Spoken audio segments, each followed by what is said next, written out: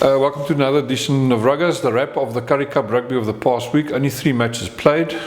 Starting with a match, it was Sharks against the Province. Province taking that one 35-24. Yeah, I think it's a match that, according to me, the Sharks lost on purpose.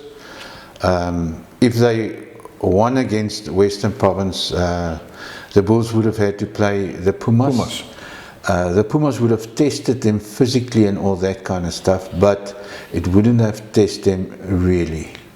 So I think the Sharks fed Western Province to the Bulls, and personally I think Western Province can still upset the Bulls in the semi-final. Yeah, definitely. The way that they played yesterday against the Sharks, I mean, it was a committed team, spirited like I haven't seen yet before. So yeah, and without some of their star players that have put up their hands. Evan Roos was an example, being rested for United Rugby Championship. And without the 2 regular locks that's rested and everything, they played with 4 Lucies on the field. Yes. They sped up playing everything. So that's just my personal. If I was the coach of the Sharks and I knew that I can decide who will go and play against the Bulls in the semi-final, I definitely would have given them Western Province, because that will take a lot more effort from them. Yes, and then in order to get to the final. Yeah. Whereas Western Province taking that match with a bonus point, which they needed, so they're going through to the semis against the Bulls next Saturday, and then we had Griquas against Pumas. 13 all draw. A brilliant game, a very physical game. The defensive systems of both teams, brilliant. I mean, those guys tackled for death, and it's a pity. I think Jimmy gambled not going for a win at the end of the match, because I think the Griquas went into scored the try to level the scores with 7 minutes to go, and it seems like after that the Pumas just crept into their shell and accepted the draw, knowing that the Western Province must beat the Sharks. And nobody believed that the Western Province can beat the Sharks, but it happened. So unfortunate for Jimmy and the Pumas. I personally believe they deserve a spot in the semis, but Pumas being the more consistent team throughout the season so far, although Griquas was playing much better up until today. So yes, but so Sharks will be facing Griquas in the semis, and then the third and last match of the week was Blue Bulls against the Free State. Free State trying to end off their season with a high, although they were already out of the running. A valiant effort. First half, the score swapped hands, seesaw style. The Bulls in the second half started to take better control of the match with possession and territory, increased his scoreline, and then gave away 2 yellow cards, which then opened the door for the Cheetahs, who then came with 2 quick successive tries, but it was too little too late. Yeah, and the Bulls must be worried about the defensive system. Joey Magale and those guys that was praised through the previous Rainbow Cup and all those games of their defensive system. Their defensive system has been taken apart by the local teams the last 3 or 4 matches. But give credit to Cheetahs. They were all over the field, no holds barred type of rugby, running the ball wide at speed. High scoring in game again, which you don't like, I know, but 39-36. But that's the game that Western Province is going to play against the Bulls on Saturday. They showed against the Sharks they're willing to spread the ball. They can spread the ball, and if they have the impetus of Evan Roos, I mean, the last match between the Bulls and Western Province, they couldn't stop Evan, even though they had Marcel Coetzee guarding Evan Roos like a hawk. Yeah.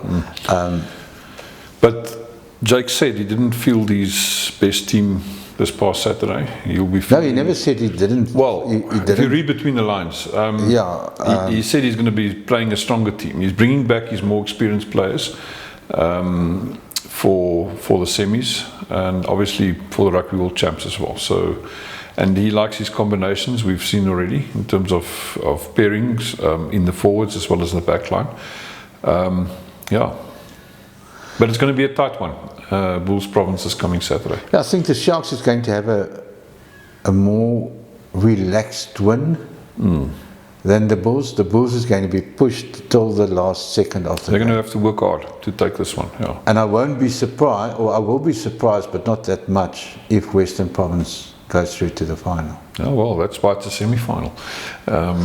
Yeah, Province reaching their peak at the right moment. At the right moment. Getting the feeling. Yeah. So, well, exciting rugby for whoever you should be supporting. I'm very much looking forward to the showdown on Saturday.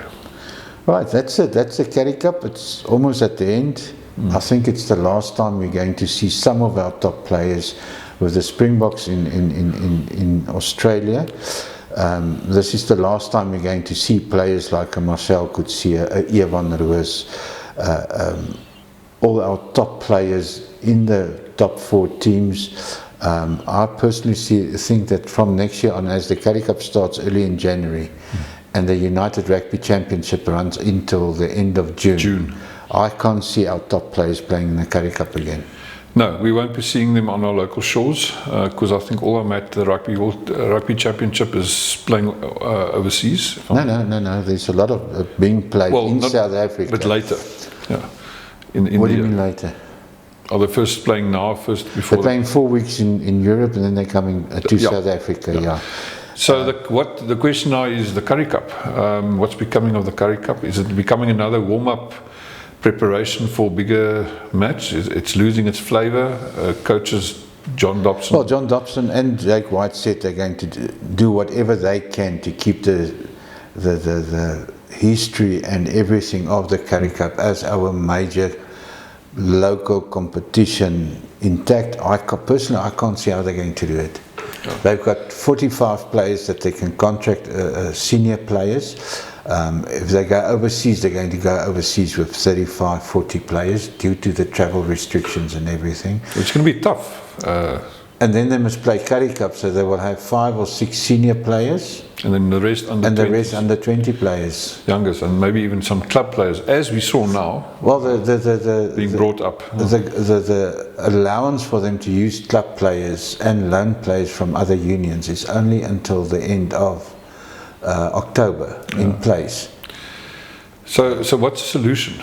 Lift the cap on the amount of players they're allowed to contract? They're going to have to do something.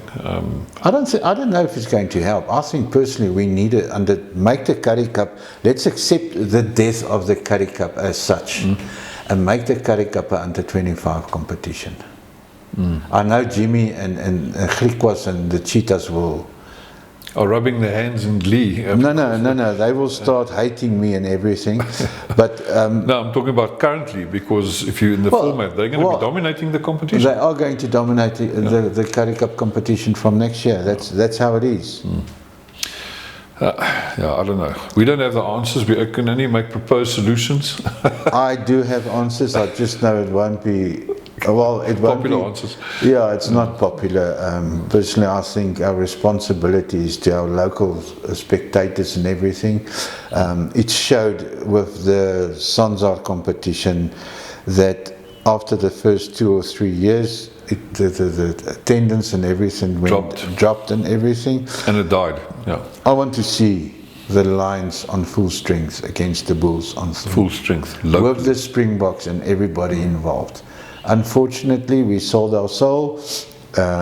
Most of our Springboks is playing overseas, and most of our top local players is going to be involved in the United Rugby Championship. No, maybe not to come back at all for our local teams. Yeah, they won't be seen in the Currie Cup. Yeah, I'm talking about being contracted after that by other unions. Yeah, I think the overseas contracts is filled. And now, everything. We might lose 1 or 2, but then we'll get old players with crutches and coming back into the fold like we've seen now. I heard some of the unions is buying an old age home also to give housing to the players coming back. But that's it. yeah, unfortunately not good. Exciting, the semi-finals. Yeah, we'll talk next week again. Thank you. Have a good Great one. stuff. Cheers. Enjoy.